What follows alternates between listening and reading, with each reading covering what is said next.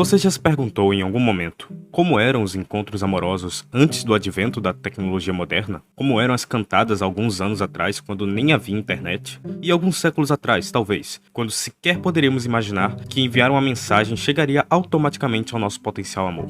Esses tipos de questionamentos são bastante comuns e você alguma vez pode ter pensado nisso por alguma razão, mesmo que não aparente ser algo tão útil para se pensar. Ainda assim, é bastante interessante imaginar esse tipo de coisa, principalmente se formos estudar com profundidade um antigo grupo de indivíduos que viveu na Europa, especialmente nas áreas do sul da França e dos países ibéricos, como Espanha e Portugal. E sim, estamos falando dos trovadores, uma classe de artistas e poetas que, pelo nome, você com certeza já deve ter escutado, mesmo que não tenha prestado muita atenção nas suas aulas de português. Sim, hoje vamos falar do trovadorismo, mas não só dele. Vamos fazer uma análise dos trovadores como peça central no romance e no amor da Idade Média, um período tão distante de nós, mas que ainda assim foi capaz de suscitar muitas de nossas definições modernas sobre o que é considerado romântico, belo e amoroso. Ah, o amor. Mas bem, como é costumeiro por aqui, antes de iniciarmos o episódio propriamente dito, peço encarecidamente que você apoie o podcast com uma avaliação positiva no Spotify ou então seguindo ele por aqui. Isso ajuda a plataforma a divulgar o meu trabalho e a democratizar o acesso à educação e aos estudos desses assuntos tão curiosos de nossa história. E se você tiver condições para isso, pode considerar fazer uma doação no Pix oficial do podcast, que está na descrição do episódio e sempre no perfil oficial do podcast.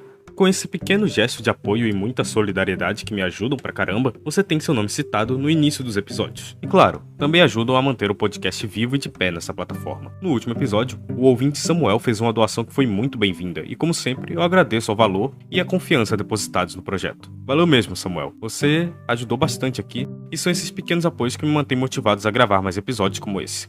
Lembrando que, independente do valor doado, você tem seu nome citado no próximo episódio. Então nunca tenha medo de doar uma quantia pequena ou que você julgue insignificante. Todo valor é bem-vindo e você vai ser citado sem levar isso em consideração. Mas bem, agora que agradecemos ao ouvinte Samuel pela doação e a introdução foi feita, vamos conversar um pouco sobre poetas, lendas arturianas e uma apaixonada rainha da Europa.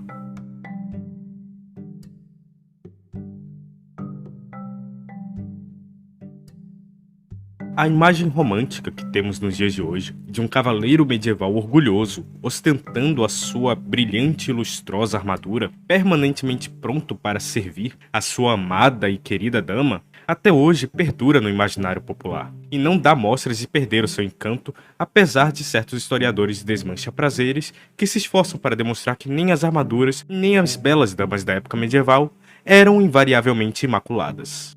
Mas, eis a pergunta que não quer calar. Como e quando ganharam tanta popularidade essas místicas e ideais do romance e da ideia romântica de amor cortês, heróico e geralmente não correspondido? Se há um grupo de pessoas que pode ter atribuída a culpa disso tudo, com certeza é a dos trovadores da França, do início do século VII. E se alguém mais do que ninguém ajudou a espalhar proeminentemente esta mítica, foi sem dúvidas a rainha Leonor de Aquitânia, que casou com o rei Henrique II da Inglaterra. Mas então muitos podem me vir com a pergunta de quem foi Leonor de Aquitânia, quem foi Henrique II da Inglaterra e os trovadores. Bem, vamos por partes. Vamos falar um pouco sobre a língua dos trovadores, que basicamente se resume na língua romântica. A palavra trovador, verbo antigo provincial que significa achar, no sentido de inventar versos ou melodias. O provençal, uma língua antiga situada do sul da França, especificamente na região de Provença, que abrange uma série de dialetos românticos, e muito se popularizou por conta dos trovadores e da língua do trovadorismo, que acabou também suscitando uma certa popularidade da língua no resto da Europa. E durante algum tempo foi a língua internacional europeia mais importante de todas, ficando abaixo somente do latim. Então você já pode ter uma boa ideia do quão importante e grandiosa essa língua foi para os trovadores e escritores da Idade Média como um todo. Os antigos trovadores europeus transformaram o simples ato de cortejar em um ritual complexo e delicado, e como todo ritual, demandava uma série de artifícios e um vocabulário próprio. Então foi sistematizado um modelo, o qual os trovadores poderiam seguir, que era dividido em fases. E essas fases serviam para definir a veneração e os seus diversos níveis até que o trovador conseguisse alcançar o seu objetivo, que seria, obviamente, a sua amada. Em sua primeira fase, que é conhecida como Fernedor, o amoroso e esperançoso contempla a sua amada de longe, sem nunca lhe dirigir a palavra, a exaltando em seus pensamentos, que tanto guardava. Então seguia-se a segunda fase, Precador, quando ele manifestava de maneira direta os seus sentimentos para a amada, lhe dirigindo a palavra. E na penúltima fase, que é conhecida como Entendedor, ele finalmente é aceito pela dama como um pretendente. E a fase final, conhecida como Drut, pelo menos na teoria, implicaria em ele ser aceito e teria seu amor consumado com a dama, formando assim um lindo casal medieval médio, que teria uma vida provavelmente curta, pois se não fosse um nobre muito bem abastado, não teria capacidade para prover a sua amada. E curiosamente, ainda existia uma fase adicional, conhecida como Tenson, ou Tensão em português, uma espécie de batalha de rap medieval, onde diversos trovadores se encontravam e discutiam o mérito de suas canções e versos, onde cada um poderia fazer escárnio da canção de outro trovador ou então elogiá-la. Bom, é de fato bem interessante, mas para não perdermos o foco desse episódio, nos concentremos em outra figura de igual relevância, que vai muito além dos trovadores e que também nos conecta a outras figuras de igual proeminência da Idade Média. Vamos falar sobre Eleonor de Aquitânia, sobre suas ligações com o amor cortês e como ela pode ter influenciado grandes clássicos da literatura mundial. O amor cortês, ou amor courtois, foi por sua vez inspirado por uma série de situações e crenças que não são por acaso. Uma dessas crenças era a noção mística de que o amor era algum tipo de doença divinal dada por Deus aos homens. Ideia que provavelmente teve a sua origem e inspiração principal no Islã, e foi difundida na Europa medieval por intermédio das Cruzadas e pela Espanha muçulmana, também conhecida como Al-Andalus. E bem, estas ideias radicais, que romantizavam e idealizavam a natureza do amor e da própria mulher, contrastavam flagrantemente com a realidade da Europa medieval, cujo sistema feudal dava poderes aos reis e aos barões para negociarem suas mulheres e suas filhas em casamentos arranjados, tudo em prol de interesses políticos, financeiros ou familiares. Nesta realidade sombria e perversa da Idade Média, o amor cortês surgiu como uma forma de suavizar isto para as próximas gerações. Um jeito de reviver aquele amor que em muito parecia ter sumido em um mundo tão sombrio e sem o verdadeiro amor de que as cantigas dos trovadores enchiam o coração dos jovens. E para proporcionar à mulher a adoração e devoção que ela raramente encontrava nos seus casamentos arranjados, surgiram os poetas e trovadores do sul da França, que exaltavam a figura da mulher como sendo pura e imaculada, simplesmente à espera de um herói idealizado que lhe traria o amor verdadeiro do qual ela tanto sentia falta em sua banal vida, que não havia adquirido significado, pois até então ela não tinha com quem pudesse compartilhar as suas emoções, os seus anseios e suas expectativas para uma vida tão curta na Idade Média.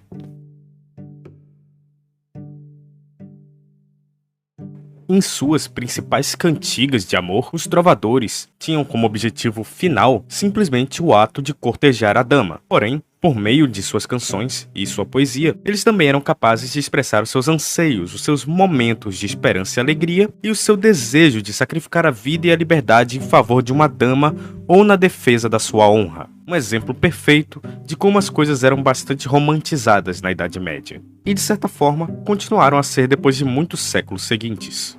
Mas agora, nos desviemos um pouco dos trovadores para falarmos sobre outra figura central do trovadorismo e que já foi citada nesse episódio, Eleonor de Aquitânia, a rainha da poesia trovadoresca, que facilmente poderia ser equiparada a Cleópatra ou Isabel I da Inglaterra como uma das mais notáveis soberanas de nossa história. Ela nasceu por volta de 1122 e morreu 82 anos depois, uma idade espantosamente longa para aquele período. Ela foi primeiramente casada com Luís VII da França, que ela acompanhou em uma cruzada à Terra Santa, mas, infelizmente, divorciaram-se em 1152. Então, ela se casou com Henrique Plantageneta, conde de Anjou e duque da Normandia, que logo viria a ser coroado como Henrique II da Inglaterra em 1154. Junto a ele, Eleonor partilhou um vasto império, que ia desde a Escócia aos Pirineus, no sudoeste da França. E, caso vocês não saibam, um dos filhos de Eleonor futuramente viria a ser conhecido como Ricardo Coração de Leão, Este, que também foi rei da Inglaterra e muito jovem, lutou nas cruzadas ao lado de outros reis muito importantes de seu período. Inclusive, ela apoiou Ricardo quando este, ainda jovem e junto aos seus outros irmãos, iniciaram a rebelião contra seu pai, Henrique II. Porém, ela acabou sendo presa e ficou na prisão por 15 anos, até precisamente a morte de Henrique. Mas nunca perdeu nem o ânimo e nem a ânsia de estar ao lado de seus filhos, os quais foram muito influenciados por ela. Entretanto, quando seu marido morreu e Ricardo, tempos depois, subiu ao trono em 1189, ela tinha por volta dos seus 70 anos, mas mantinha-se ainda notavelmente vigorosa e desejosa de contribuir para o engrandecimento da família. Com muitas mulheres voluntariosas, Leonor foi exageradamente lisonjeada e amargamente sofreu o escárnio de muitos de seus contemporâneos e comentadores posteriores. O próprio William Shakespeare a apelidou de Velha Má. Todavia, para outros, era uma mulher incomparável, de grande encanto e extremamente atraente. E é muito curioso como nós não lembramos dela como rainha da França ou da Inglaterra, mas apenas a lembramos como Leonor de Aquitânia, o que mostra a sua realmente capacidade de marcar a história de uma forma única e singular. E bem, a Aquitânia, terra de Leonor, situada no sudoeste da França, a rica e fértil Terra das Águas, como alguns chamam, era talvez a região mais civilizada da Europa durante o seu período. E de modo geral, as mulheres eram aí tratadas com maior respeito do que em muitos lugares do seu continente. Leonor, que crescera na corte do seu avô, o Duque Guilherme IX, que também era poeta, encorajou a arte dos trovadores, e muitos dos melhores artistas desse meio surgiram e emergiram neste período. E sem sombra de dúvidas, o maior trovador deste círculo foi Bernard de Ventador, um poeta obcecado pelo código da cavalaria e que por esse motivo jamais pôde dedicar abertamente suas canções à rainha, pois se o fizesse, estaria entrando diretamente em conflito com seu marido, e de fato, confrontá-lo não teria sido uma ideia muito boa, e nem um pouco aconselhável também. Mas não subsistem dúvidas de que a dama a qual Bernard tanto se referia era de fato Leonor de Aquitânia.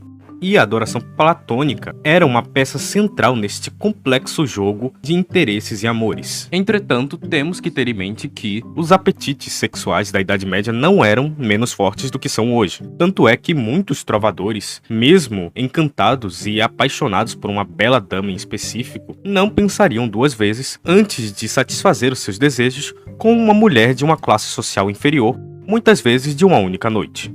Na verdade, durante as cruzadas, os muçulmanos chocavam-se frequentemente com a libertinagem das mulheres que seguiam os exércitos cristãos, dos quais faziam também parte muitos trovadores.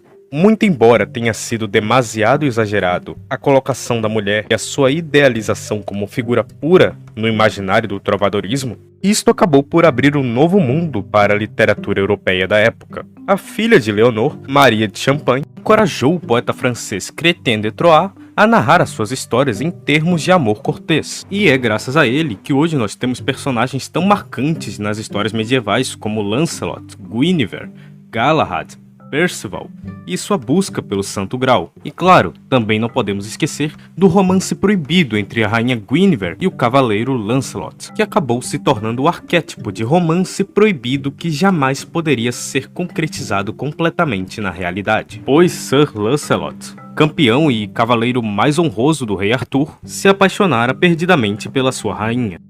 Pois é. Eu acho que aí você já percebeu que há um paralelo entre as histórias das lendas arturianas e o caso da nossa rainha Leonor de Aquitânia.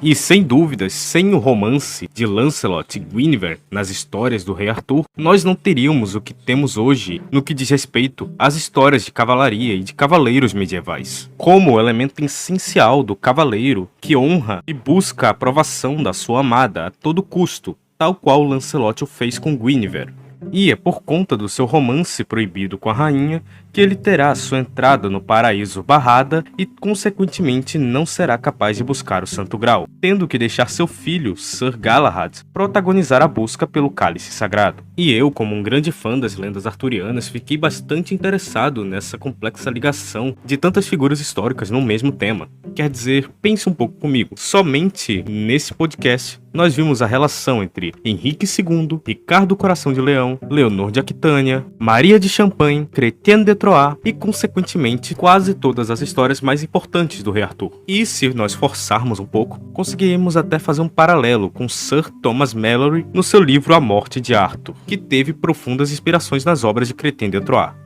Além dessas influências do período medieval e das suas profundas ligações com as lendas arturianas, também podemos citar outros poetas e artistas importantes como Dante Alighieri, que imortalizou a sua Beatrice na Divina Comédia e que teve, como eu acho que não precisaria falar, mas estou falando mesmo assim, profundas influências no amor cortês. Um espírito trovadoresco e quase apaixonado existe nessas obras, então não é exagero dizer que o trovadorismo vai muito além de só um gênero literário que você acabou aprendendo na escola, nas aulas de português e só não prestou atenção. Não, o trovadorismo vai muito além disso. E aliás, falando em gênero literário, eu mal me aprofundei do gênero literário do trovadorismo em si, né?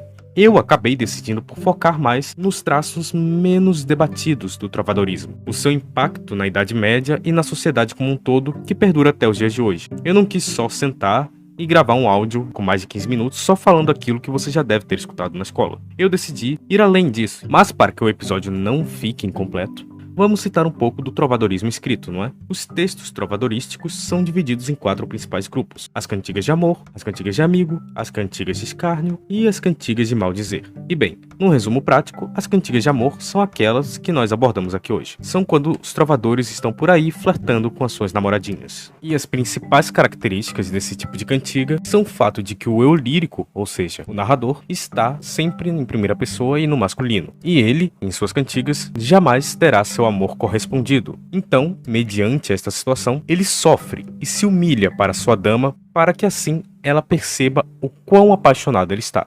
Pois é.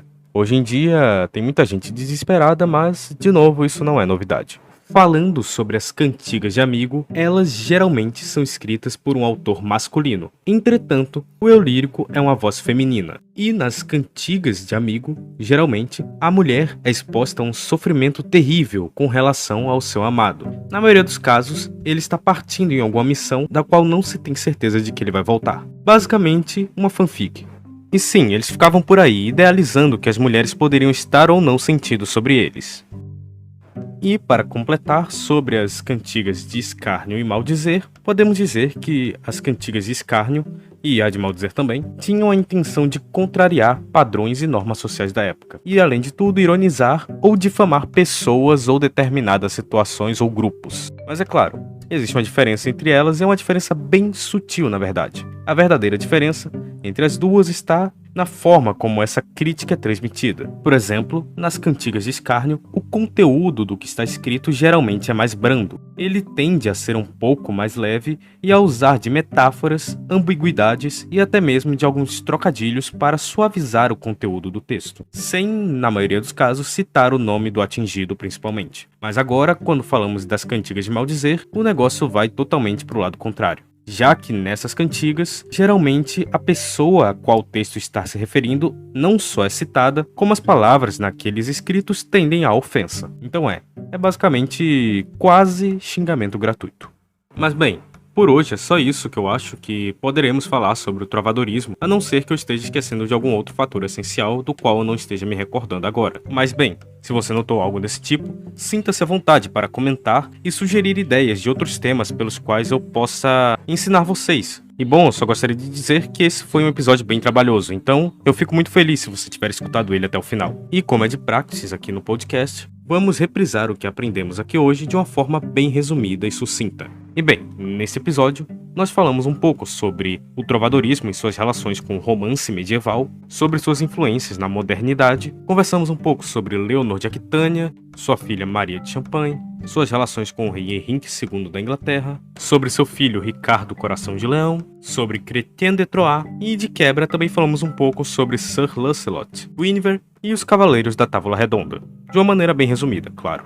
E eu acho que é só isso. Bom, eu espero que você tenha gostado do episódio e que tenha ao menos descoberto algo novo antes de sair dele, porque se sim, significa que o meu trabalho foi bem feito de alguma forma. Então, humildemente peço para que você dê uma avaliação positiva nesse episódio, cogite seguir o podcast no Spotify. Comente alguma sugestão caso você tenha interesse em acompanhar os episódios aqui e queira sugerir algo que eu possa falar. Dê também uma avaliação positiva no perfil oficial do podcast no Spotify. E sempre reforçando, caso você tenha condições, você pode fazer uma doação via Pix, que ajuda pra caramba aqui no podcast. Mas bem, por hoje é isso. Corteje a sua dama, não vá atrás da esposa de um rei furioso e leia as histórias do Rei Arthur.